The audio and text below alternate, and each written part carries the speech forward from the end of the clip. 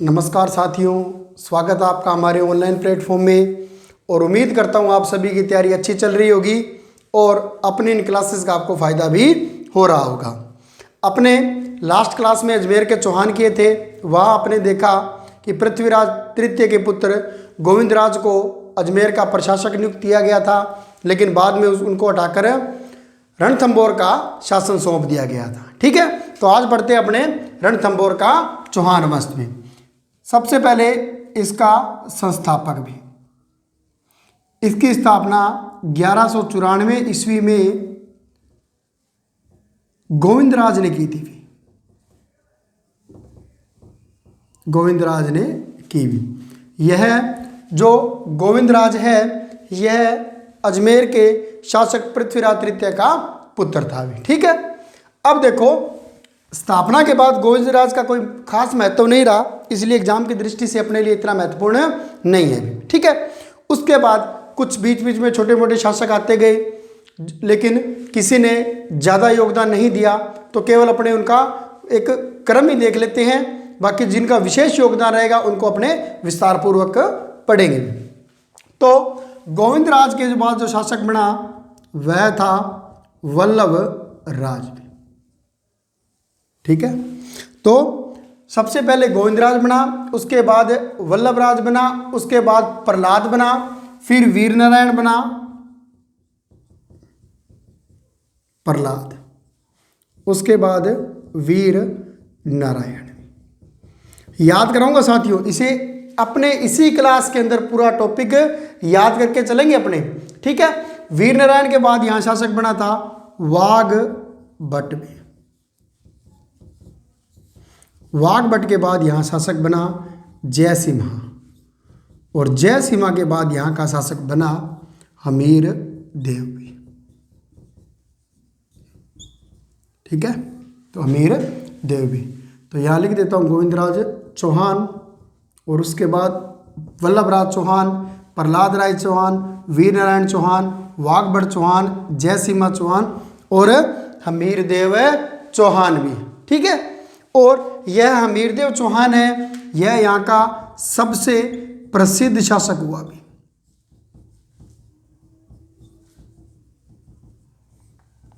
तो अपने एग्जाम की दृष्टि से जो सबसे महत्वपूर्ण है वह यही हमीरदेव चौहान है। अब इनको याद कैसे रखना है? एक फिल्म स्टार था भी गोविंदा, नाम सुना होगा। गोविंदा वल्लभ की रोशनी में, गोविंदा वल्लभ की रोशनी में प्रहलाद फिल्म की शूटिंग कर रहा था। भक्त प्रहलाद मूवी देखी होगी।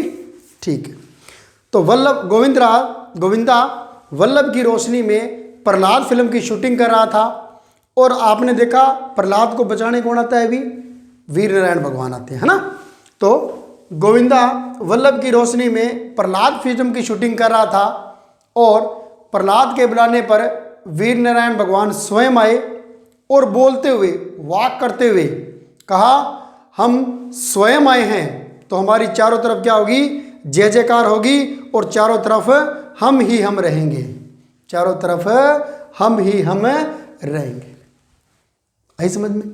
गोविंदा वल्लभ की रोशनी में प्रहलाद फिल्म की शूटिंग कर रहा था, वीर नारायण भगवान आए और वाक करते हुए, बोलते हुए आए कि चारों तरफ हमारी चारों तरफ जय जयकार होगी, और किसकी होगी? हमारी होगी, क्योंकि हमने भक्त प्रहलाद को बचाया है। तो याद देखो, गोविंदराज वल्लभ की रोशनी, वल्लभ राज प्रहलाद फिल्म की शूटिंग, प्रहलाद कौन आए? वीर नारायण आए। क्या करते? वाक करते हुए, तो वाघभट्ट, और चारों तरफ क्या होगी? जय जयकार, किसकी होगी? हमारी होगी, तो हमीर देवी। हो गए होंगे याद? Very good. ठीक है, तो यहाँ का जो सबसे प्रसिद्ध शासक हुआ वह था हमीरदेव चौहान। क्लियर है? तो गोविंदा वल्लभ की रोशनी में प्रहलाद फिल्म की शूटिंग कर रहा था, वीर नारायण आए, वाक करते हुए कहा चारों तरफ जय जयकार होगी, और किसकी होगी? हमारी जय जयकार होगी। ठीक है, और सबसे प्रसिद्ध शासक कौन था? हमीर देव चौहान भी। अपने लिए एग्जाम की दृष्टि से सबसे ज़्यादा महत्वपूर्ण कौन है? हमीरदेव चौहान। इन्होंने शासन किया 1288 ईस्वी से 1301 ईस्वी तक। ठीक है, तो 1288 से 1301 ईस्वी तक इन्होंने शासन किया। 1282 से या 82 से 1282 से 1301 ईस्वी तक शासन किया। इनके समकालीन दिल्ली शासक भी, दिल्ली शासक भी। ठीक है, तो पहले तो जब ये शासक बने तो पहले तो इनके समय था भी गुलाम वंश शासक था, लेकिन उसके बाद खिलजी वंश ने भी इनके समक्ष शासन किया भी। समकालीन दिल्ली शासक था, शासन खिलजी वंश भी, तो यह भी अपने लिए महत्वपूर्ण है, खिलजी वंश भी। और खिलजी वंश के अंदर अपने दो प्रमुख शासक पढ़ते हैं, एक जलालुद्दीन खिलजी और एक के अलाउद्दीन खिलजी। ठीक है, तो अमीरदेव चौहान 1282 से 1301 ईस्वी तक शासन किया और सबसे प्रसिद्ध शासक था। इसकी जानकारी मिलती है हमें विभिन्न प्रकार के ग्रंथों से। ठीक है, पहला है हमीर महाकाव्य, हमीर महाकाव्य, और इसके लेखक थे नयनचंद्र सूरी, लेखक नयनचंद्र सूरी भी। तो एग्जाम में बहुत बार पूछा जा हुआ क्वेश्चन है, हमीर महाकाव्य किसके द्वारा लिखा गया है? तो किसके द्वारा लिखा है? नयनचंद्र सूरी के द्वारा। फिर एक एग्जाम में क्वेश्चन आया, हमीर महाकाव्य में किस शासन का वर्णन है?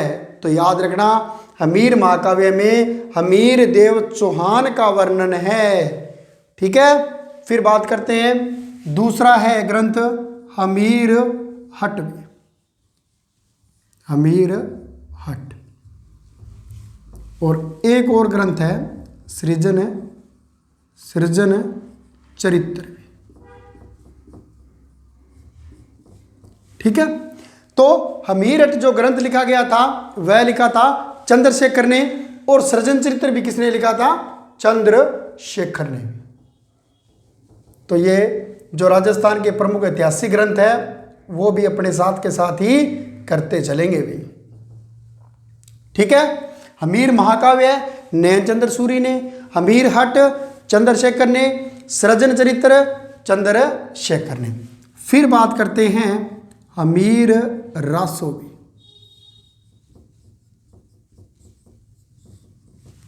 और फिर बात करते हैं हमीर रासोवी। तो याद रखना, हमीर रासो ग्रंथ को दो अलग अलग विद्वानों ने दो बार लिखा था भी। ठीक है, अब जी कौन से, एक तो लिखा था सारंगधर ने और एक लिखा था जोधराज ने भी। ठीक है, तो कौन से समय में किसने लिखा उस पर डिपेंड करता है।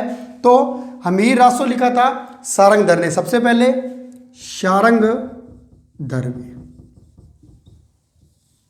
और यही हमीर रासो दूसरा लिखा था जोधराज ने। तो इस सारंगधर ने जब लिखा तो इसने लिखा था 13वीं शताब्दी में, 13वीं शताब्दी में, और इसने लिखा था 18वीं शताब्दी में। ठीक है, तो कही ऐसा कह दो जी एग्जाम में दोनों आ गए तो क्या करेंगे? तो जाहिर सी बात है दोनों क्वेश्चन देखकर विवाद पैदा नहीं किया जाएगा। गवर्नमेंट खुद वर्तमान में विवादों से बचना चाहती है। पूर्व में जो हो गया वो हो गया, तो अब देख रहे होंगे पिछले 1-1.5 साल में जो एग्जाम हो रहे हैं, तो आप देखना उनमें से डिलीट क्वेश्चनों की संख्या काफ़ी कम हो गई है अभी, है ना। तो पहले तो काफ़ी ज़्यादा डिलीट होते थे, अब क्या है, विवादास्पद क्वेश्चन हैं उनको पहले ही अलग कर दिया जाता है। ठीक है, तो हमीर रासो सारंगधर ने लिखा 13वीं शताब्दी में, और हमीर रासो जोधराज ने लिखा 18वीं शताब्दी में। ठीक है, फिर है ग्रंथ अमृत बंधन भी, अमृत बंधन। तो देखो यह क्वेश्चन है जो स्कूल कॉलेज लेक्चरर का एग्जाम हुआ था उसमें पूछा गया था। अमृत बंधन लेखक जो ग्रंथ है उसका संबंध किस शासक से है भी। ठीक है, तो किस शासक से है? हमीर देव चौहान से है, और इसके जो लेखक है वो है अमृत कैलाश भी, अमृत कैलाश। ठीक है, तो यह भी क्वेश्चन एग्जाम में पूछा जा चुका था। अमृत बंधन लेखक किसका था? तो अमृत से याद रखना है, अमृत किसका था? अमृत कैलाश का। ठीक है, नहीं अमृत नहीं, हमीर बंधन करना भी, हमीर बंधन ये किसका था? अमृत कैलाश का था। ठीक है, फिर बात करते हैं, एक और ग्रंथ था हमीरायण, हमीरायण। ठीक है, याद रखना इस ग्रंथ का उल्लेख बहुत ही कम, आप जो गाइडें पढ़ते हो ना, गाइड में तो मिलेगा ही नहीं। जो प्रमाणिक पुस्तकें हैं, चाहे वो हिंदी ग्रंथ अकादमी की हो या किसी विश्वविद्यालय की किताब हो, वहीं मिलेगा भी। हमीरायण ग्रंथ के लेखक कौन थे? बाउंड व्यास थे भी। तो याद रखना, यह एग्जाम में अभी तक नहीं पूछी गई है, आगे पूछी जा सकती है। ठीक है, तो हमीरायण ग्रंथ का लेखक कौन है? बाउंड व्यास है। ठीक है, तो इन सभी ग्रंथों से जानकारी मिलती है हमीरदेव चौहान की भी। ठीक है, तो पहला ग्रंथ था हमीर महाकाव्य, जिसके लेखक थे नयनचंद्र सूरी। फिर ग्रंथ है हमीर हट, जिसके लेखक थे चंद्रशेखर। और फिर थे सृजन चरित्र, इसके लेखक भी चंद्रशेखर। हमीर रासों के जोधराज और शारंगधर दोनों हैं। शारंगधर ने 13वीं शताब्दी में और जोधराज ने 18वीं शताब्दी में लेखन किया। हमीर बंधन के लेखक है अमृत कैलाश और हमीरायण के लेखक है बाउंड व्यास भी पूछा जा सकता है।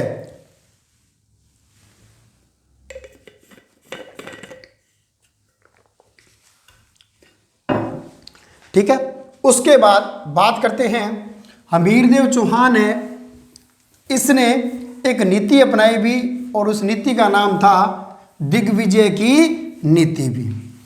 हमने पढ़ा था पृथ्वीराज चौहान ने भी एक नीति अपनाई थी, कौन सी? दिग्विजय की नीति भी, उसी का अनुसरण किया, दिग्विजय नीति भी। ठीक है, ये दिग्विजय नीति क्या थी? दिग्विजय नीति अपने अड़ोस पड़ोस के जितने भी राज्य हैं उन पर आक्रमण करना और उनको अपनी अधीनता स्वीकार करवाना भी। ठीक है, और अधीनता स्वीकार करके उनसे लगान वगैरह वसूल करना। तो यह नीति क्या कहलाती थी? दिग्विजय की नीति भी। ठीक है, और हिंदी के अंदर क्वेश्चन भी पूछा जाता है भी, दिग्विजय का संधि विच्छेद संधि विग्रह क्या होगा भी, है ना, पूछा जाता है ना। तो ये अपने लिए एक महत्वपूर्ण टर्म है। ठीक है, तो दिग्विजय की नीति अपनाई और सबसे पहले इसने क्या किया? भीमरस के राजा भीमरस शासक अर्जुन को पराजित किया। अब इस अर्जुन का नाम कुछ किताबों में तो अर्जुन देव मिलता है भी और कुछ किताबों में क्या मिलता है? भीमरस का शासक अर्जुन ही मिलता है। ठीक है, तो अर्जुन है या अर्जुन देव है, एक ही बात है। और इसको इसने पराजित किया तथा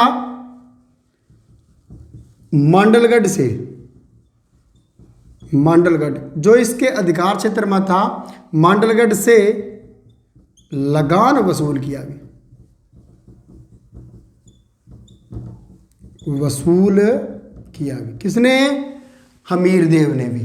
तो भीमरस के अर्जुन को पराजित किया और मांडलगढ़ से कर वसूल किया या लगान वसूल किया भी। ठीक है, फिर जो इसके बाद गुजरात कह सकते हैं उस समय का, या बड़ौच का जो आसपास का क्षेत्र है जहां पर परमार वंश का शासन था। ठीक है, तो याद रखना, तो परमार शासक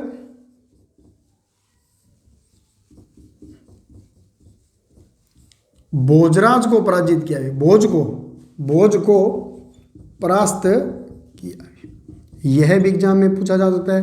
अब देखो, इन परमारों के साथ जो दुश्मनी है जो इनके साथ है वो याद करना, जब पृथ्वीराज चौहान पड़ा था वहां से लगातार चल रही है ना।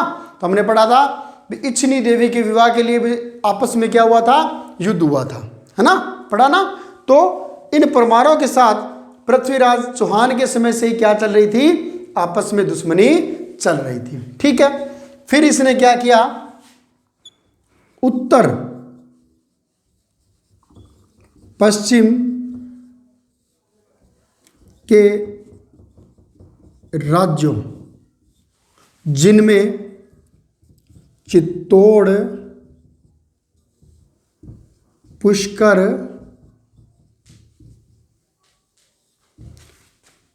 आबू, ठीक है, तो उत्तर पश्चिम के राज्य जिनमें सबसे प्रमुख था भी चित्तौड़ भी। ठीक है, इसके अलावा इसने पुष्कर पर, फिर उसने आबू पर, फिर चंपा पर, फिर वर्धनपुर पर, इन सब पर क्या किया, इसने अपना आधिपत्य स्थापित किया भी। ठीक है, तो आबू, चंपा, वर्धनपुर में विजय अभियान किया भी, विजय अभियान किया भी। ठीक है, तो इसके बारे में कहा जाता है कि इसी में लिख देते हैं, हमीर देव ने कुल 17, ये नोट डाल के लिख देते हैं, चलो इसके अंदर नहीं आएगा नोट। हमीरदेव ने कुल 17 युद्ध लड़े और उनमें 16 में विजेता रहा, 16 में विजेता रहा। अंतिम 17वें युद्ध में परास्त हुआ था ये अलाउद्दीन खिलजी से, और किसी में परास्त नहीं हुआ भी। ठीक है, तो ये बहुत ही शक्तिशाली शासक था उस समय का। ठीक है, तो इसने चित्तौड़, पुष्कर, आबू, चंपा, वर्धनपुर में विजय अभियान किया भी। अब इसने इतना बड़ा विजय अभियान किया तो उसके उपलक्ष्य में एक कोटियजन यज्ञ का आयोजन किया। ठीक है, विजय के उपलक्ष्य में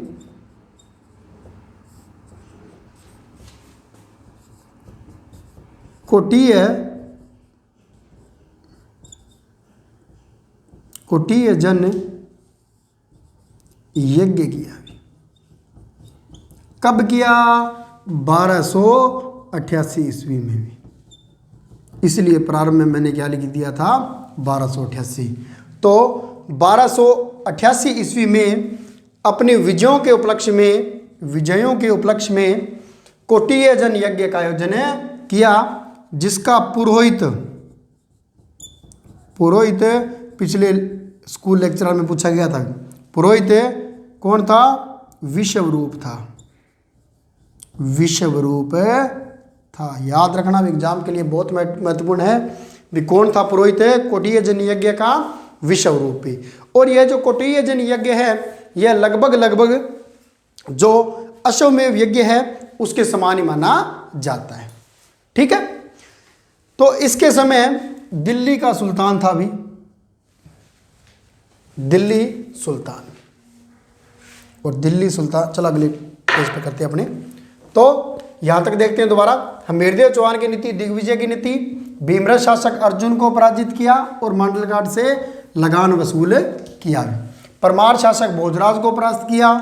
उत्तर पश्चिम के राज्यों चित्तौड़गढ़, पुष्कर, आबू, चंपा और वर्धनपुर में विजय अभियान किया, जिसके उपलक्ष्य में कोटियजन यज्ञ का आयोजन किया, जिसका पुरोहित विश्वरूप था। और कहा जाता है हमीरदेव ने कुल 17 युद्ध लड़े थे, जिनमें से 16 में वो विजेता रहा और केवल आखिरी युद्ध में अपने अलाउद्दीन खिलजी से परास्त हुआ था। ठीक है, तो इसी समय दिल्ली सुल्तान भी, ठीक है, 1290 से 1296 तक रहा जलालुद्दीन खिलजी भी, शॉर्ट में लिखेंगे जेके भी, जलालुद्दीन खिलजी भी। और इधर रणथंबोर